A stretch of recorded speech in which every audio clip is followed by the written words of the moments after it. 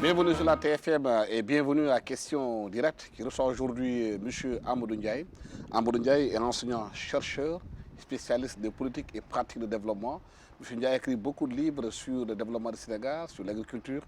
Il a beaucoup travaillé dans le monde rural, au contact des populations et des paysans. M. Ndiaye, merci d'être avec nous sur ce plateau de la TFM. Vous venez de sortir un nouveau livre qui s'appelle Paradigme du développement, quel système et approche pour l'Afrique. Pourquoi ce livre? C'est moi qui vous remercie et je dis bonjour à tous vos téléspectateurs. Ce livre, c'est une continuité, c'est dans le cadre d'un travail de recherche et on a mis en place un modèle d'analyse d'abord qu'on a appliqué à l'agriculture et là on va essayer d'élargir au niveau de développement des théories et de l'opérationnalisation du développement. C'est ça un peu le livre, donc fondamentalement on réfléchit sur la mise en place des théories du développement, mais à travers les pratiques de terrain. Et ce livre va nous permettre d'identifier en gros un premier type de paradigme de théorie qui ne voyait le développement qu'à travers le secteur de la production. Donc ce secteur de la production peut d'abord être un secteur économique, puis le secteur social dans son opérationnalisation. Mais ensuite, à partir des années 90, il y a eu deux autres concepts au-delà du développement et du développement économique et social. Le concept de développement durable et le concept de développement humain vont émerger. Et en réfléchissant profondément à partir de ces deux concepts et en appliquant le modèle, on se retrouve avec un autre paradigme qui voudrait que le développement soit plus systémique que plus approche sectorielle parallèle. Oui, dans nos pays, on semble avoir expérimenté tous ces modèles de développement. L'Afrique est une sorte de laboratoire pour des politiques de développement en Afrique. De plus en plus, on parle d'émergence. On voit aujourd'hui le Sénégal parler de plan Sénégal émergent, le Gabon émergent, la Côte d'Ivoire, le plan émergent. Est-ce que cette émergence dont on parle, il recoupe les réalités de nos pays?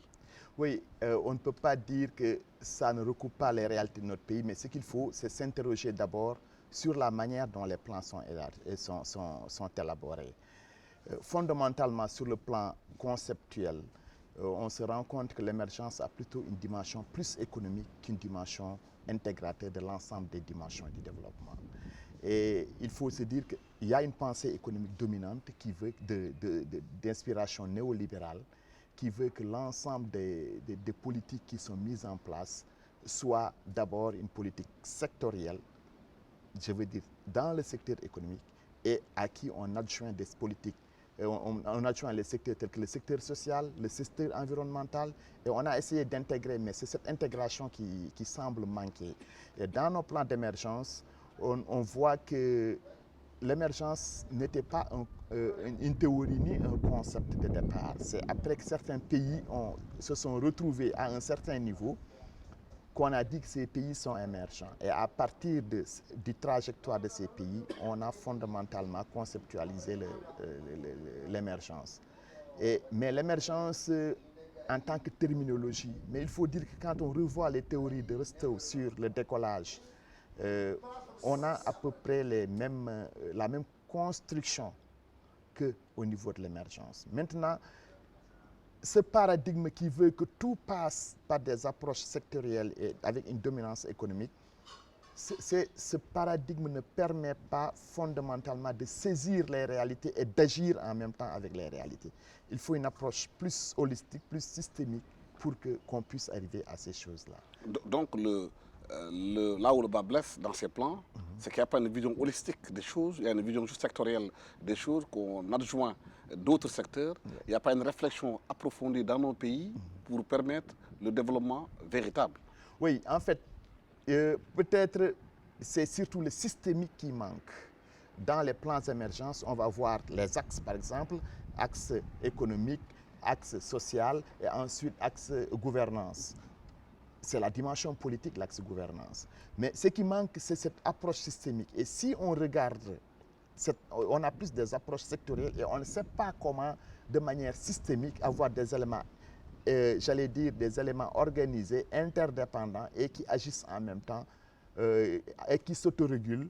Ça, c'est ça qui manque. Mais cela est dû tout simplement au fait qu'on veut importer un modèle construit ailleurs. Et ce modèle, c'est le modèle européen.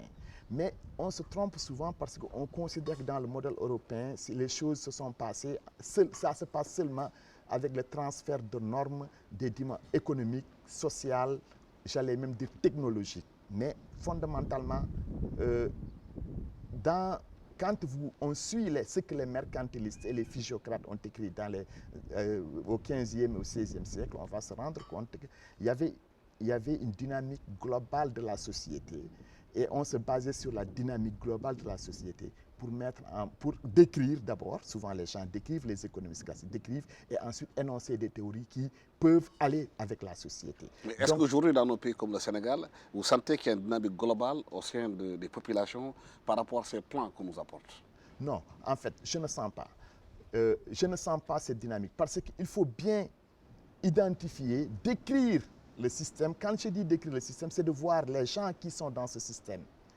Ils ont quelle valeur en termes de valeur intellectuelle, valeur morale, valeur, j'allais dire, économique, valeur sociale, valeur spirituelle et valeur j'allais dire, émotionnelle.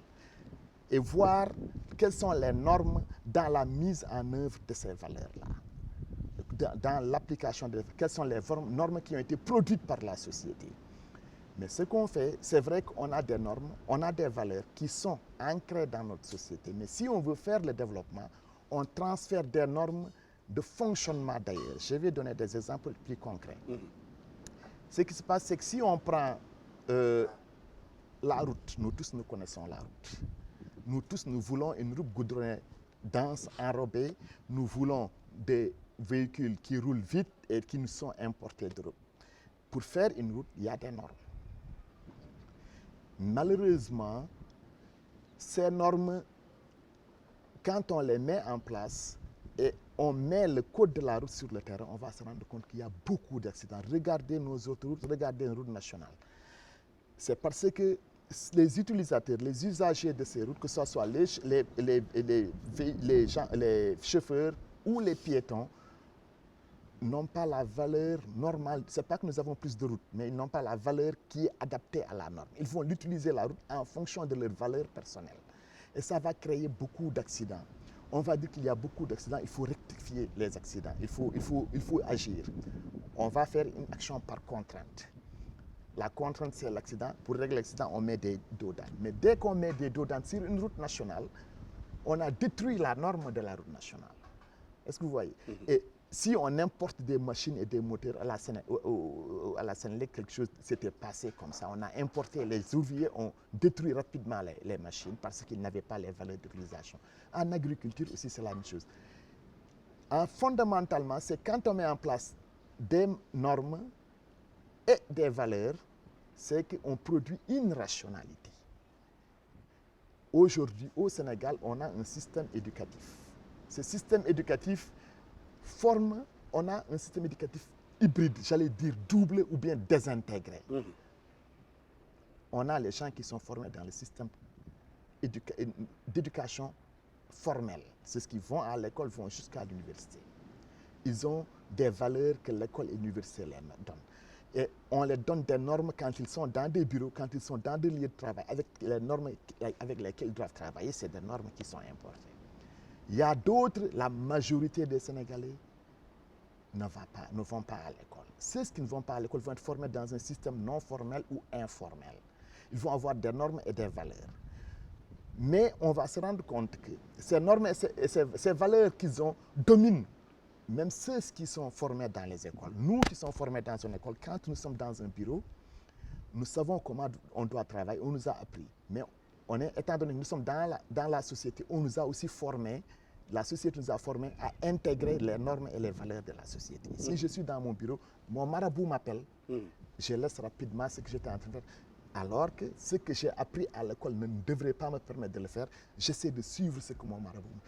Et vous voyez, maintenant, les marabouts sont en train de faire revivre leur système. Donc, il y a une résistance voilée mais de ce qui se passe. Ils veulent toujours englober, mais c'est parce que, tout simplement, tout ce que nous apportons est dominé par ce qui est local.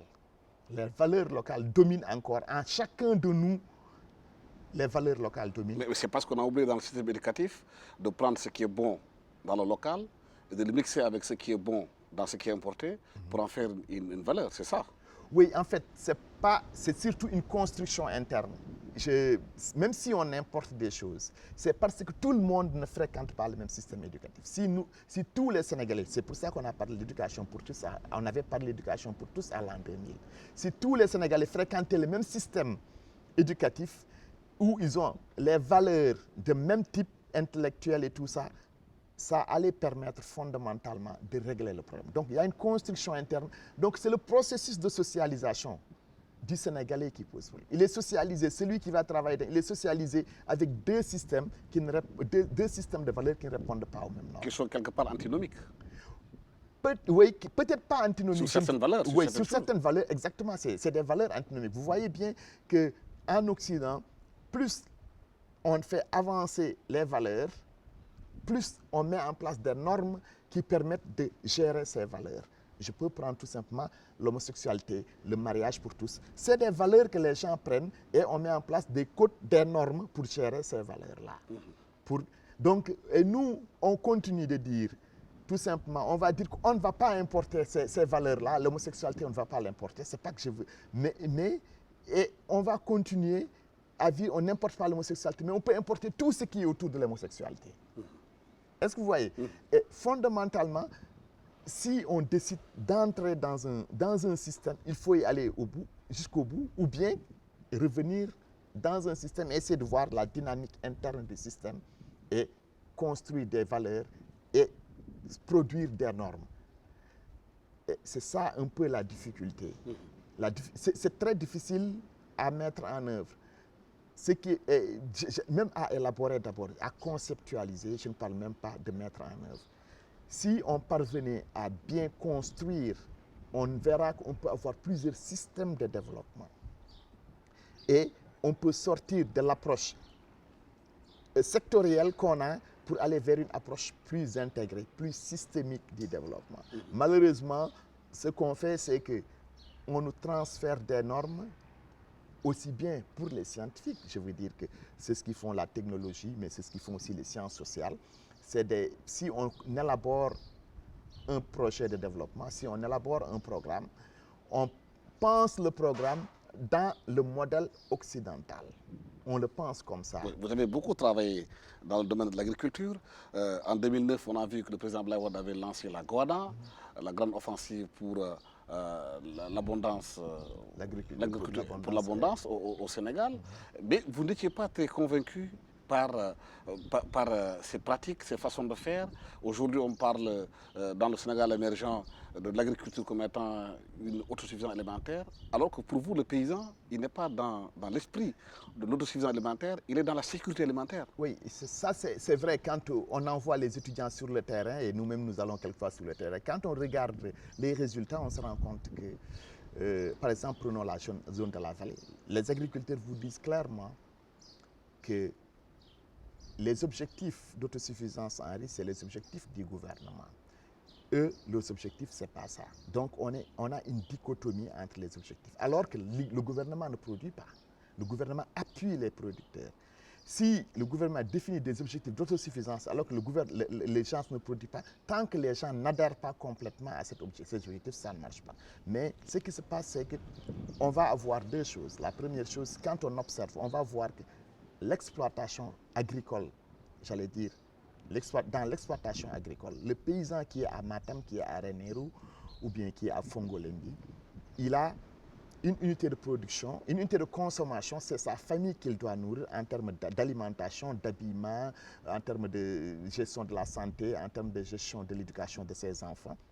C'est ça qui est au centre de son exploitation. Il a maintenant pas une unité de production agricole au sens propre du terme. La production agricole sur 3 mois est plus une unité de revenus et il va démultiplier ses sources de revenus. Il va avoir un fils qu'il va envoyer en immigration, qui va envoyer de l'argent. Il va faire un peu de petit commerce, il va faire un peu de petit élevage, sa femme va faire un peu et il va aussi même se positionner dans des organisations de producteurs pour être un répondant des ONG ou bien de l'État et pouvoir gagner de l'argent. Lui, il construit comme ça, il met au centre de son exploitation agricole ce que les Wolofs appellent le Ndjel. Et nous, les Pulaars, on l'appelle le Hirande. C'est ça qui est au centre. Et quand on a quelque chose de comme ça qui est au centre, si on veut mettre en place des produits productifs et on utilise les terminologies rentabilité, productivité, ça ne passe pas dans sa tête. Même si tu amènes une technologie avec haut rendement, il va choisir les technologies qu'il va utiliser parce que ce n'est pas seulement ça son activité. C'est pour cela que quand on regarde bien les politiques agricoles, c'est un peu les stratégies, c'est un peu la difficulté de faire correspondre ce que nous voulons en tant qu'acteurs intervenants et ce que les producteurs veulent dans leur exploitation. Eux, ils ont une vision systémique de leur environnement, une vision systémique de leur exploitation, alors que nous venons de manière parcellaire. Et cette vision systémique, elle n'est pas comprise par les autorités qui veulent quelque part faire passer ces programmes? Je ne peux pas dire qu'elles ne sont pas comprises. La question que je me pose actuellement, c'est qu'en réalité, est-ce que les autorités ne veulent pas le maintien du système parce que le système aussi nourrit ces hommes. Il y a des hommes qui se nourrissent du système, qui vivent du système. Donc, est-ce que les gens ne veulent pas se nourrir de ce système-là et le laisser se perpétuer ou bien est-ce qu'on veut changer le système?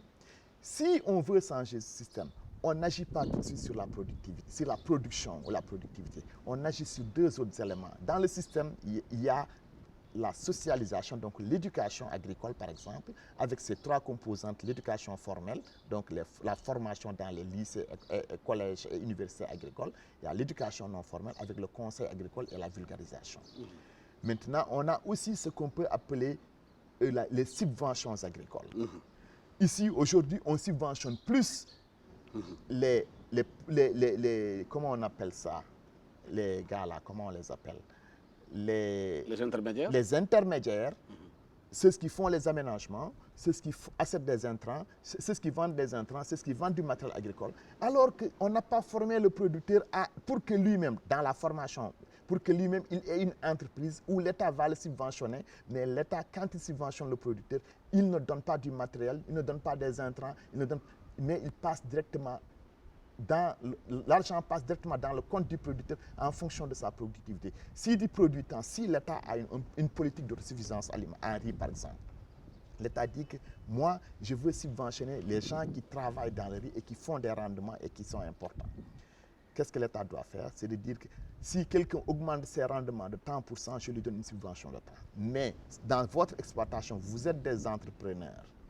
Je n'interviens pas, je ne vous donne ni engrais, ni intrants, c'est à vous d'acheter. Regardez, si vous êtes des professionnels de la production, c'est vous qui savez quel système de production vous devez mettre en place. Mais en ce moment, il faut que l'État forme d'abord les producteurs.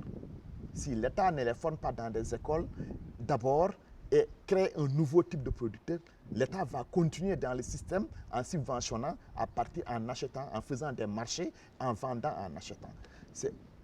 C'est justement le système de subvention et le système de socialisation, donc d'éducation agricole, qui vont permettre de déterminer quel type d'exploitation agricole on a.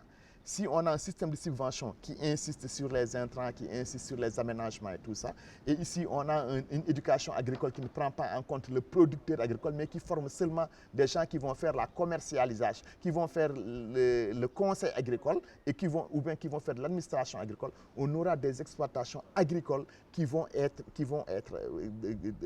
correspondre. Alors que si on veut d'autres types d'exploitation agricole, il faut qu'on agisse sur l'éducation agricole et qu'on agisse sur le système de. Mais est-ce que quelque part le démantèlement des centres d'expansion rurale, les SAIR, qui étaient mis dans des villages où il y avait des ingénieurs qui étaient en contact direct avec les populations, qui leur conseillaient dans les pratiques culturelles, est-ce qu'aujourd'hui, ce démantèlement des SAIR avec les plans de chômage structurel n'est pas la conséquence du régressement de l'agriculture au Sénégal? Je ne crois pas. Je pense que les SAIR ont joué leur rôle à un moment bien déterminé, mais c'est toujours dans un système bien défini. Finalement, le problème des SAIR que les SAIR ont rencontré, ils ont fait beaucoup de travail d'animation rurale parce que c'était un peu à ça que ces SAIR servaient, et aussi de vulgarisation des technologies agricoles. La grande question, ce n'est pas de vulgariser seulement. Dans un transfert, il y a adoption ou rejet. Aujourd'hui, je donne un exemple. Dans l'agriculture, on dit qu'on est en train de vulgariser Nerica. C'est bien de vulgariser une variété très productive dans la zone sous-pluie. Mais est-ce qu'on calcule le taux d'adoption? Et les gens disent que quand vous vulgarisez une technologie, on a, en tout cas c'est ce que l'école allemande dit, pour que cette technologie soit adoptée, il y a une courbe de gauche que ça prend. Ça prend du temps. On ne peut pas tout de suite avoir les résultats. Ça, je parle dans un système agricultural où les producteurs sont formés et ils ont la même rationalité que les vulgarisateurs. Ça, c'est en Allemagne. Si nous sommes dans notre zone où les producteurs ne sont pas formés, ils sont formés sur le tard, c'est ce qui vulgarise. Les chercheurs et ceux qui vulgarisent ne sont pas dans la même rationalité que les producteurs. Et ce sont ces difficultés de rationalité. C'est vrai que de plus en plus, il y a une ouverture de nos producteurs. Il y a une rationalité technologique qui se pose. Et l'ensemble des structures de développement, je viens de l'ANCAR, ont rencontré ce problème-là. Que ce soit les serres, que ce soit la vulgarisation par visite et contact avec le PNVA, que ce soit l'ANCAR, on a un problème de dire qu'on vulgarise une technologie, mais comment il faut l'adopter. Oui. Vous avez sorti un livre qui s'appelle L'agriculture sénégalaise de 1958 à 2012. Un chercheur américain vous a dit, ce livre-là, il ne faut pas le donner aux autorités parce qu'ils ne lisent pas. Ils ne vont pas le lire, ils ne vont rien comprendre. Il faut le vulgariser au niveau des élèves. Ouais. Parce que c'est eux qui deviennent les décideurs de demain. Oui. En fait, merci, ça c'est fondamentalement ce qu'on va appeler le livre vraiment qui a construit le modèle d'analyse qu'on est en train un peu d'éprouver à travers d'autres recherches. Quand il l'a lu, il a proposé, c'est lui qui a proposé à ce qu'on le donne à tous les étudiants. Je ne le connaissais pas du tout, mais quand on s'est rencontrés pour la première fois, c'est vrai qu'il m'a dit que je sais que vous avez écrit ce livre, parce que ce livre devrait permettre, vous pensez que les autorités vont utiliser. Je vous dis que, en général, les Noirs, quand ils arrivent aux affaires, ils ne lisent plus. Ils ne lisent plus. Ils ne lisent plus. Donc, fondamentalement, il me dit, il faut te reconcentrer et écrire pour les étudiants. Dans 10 ans, 20 ans, ces étudiants vont arriver aux affaires, ils comprendront un peu ce que vous êtes ils auront déjà compris ce que vous êtes en train de dire. Maintenant, cerise sur le gâteau, ils ont acheté le livre, 2000 exemplaires, pour l'ensemble des universités, des étudiants qui sont dans les universités. Et je suis en train de faire le tour avec les universités pour que vulgariser, j'allais dire, les étudiants lisent le livre et viennent présenter, on fait des séances de remédiation pour qu'ils comprennent un peu les notions. Ça, c'est quelque chose de très fort et on comprend comment certains mettent en avant la science que dans certains pays, et il m'a dit clairement que si l'Amérique s'est développée, c'est parce que les universités sont au cœur de la science et c'est le système d'éducation américain qui font que les Américains sont plus avancés que les autres.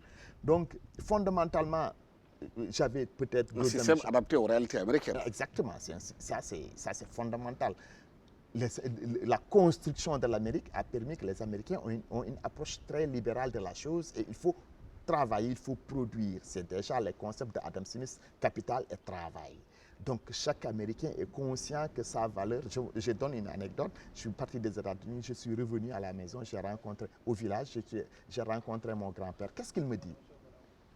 Il me dit, qu'est-ce que vous avez vu aux Amériques? J'ai dit, en tout cas, une chose, j'ai vu ça aux États-Unis. Tu ne peux pas rester, tu ne verras jamais des gens qui restent à la maison et qui parlent d'une autre personne. Tout le monde travaille. Si tu ne travailles pas, tu ne manges pas, tu n'as pas où habiter. Donc, il y a un système où tout le monde travaille. Et tout ce qu'on sort, quand les Américains définissent leur politique, ils regardent ce qui se passe dans la société américaine. Même le système de subvention agricole est différent de celui qui est en Europe. Mais il est performant, comme le système européen est performant. Nous, pourquoi notre système de subvention n'est pas performant? N'est pas performant du moins. Ce sont ces questions qu'il faut se poser. Est-ce que ce n'est pas dû à ce que vous avez dit tout à l'heure, que nos dirigeants sont dans un système où ils n'ont pas intérêt à sortir du système parce que le système nourrit certaines personnes. Il y a des intérêts peut-être divergents qui sont en contradiction avec ceux peut-être des populations. Oui, quelque part, oui. Quelque part, il y a cela, mais autre part aussi, il ne faut pas trop se dédouaner. Il faut dire aussi que moi, je suis venu tard à l'université. J'étais dans le développement quand je suis sorti.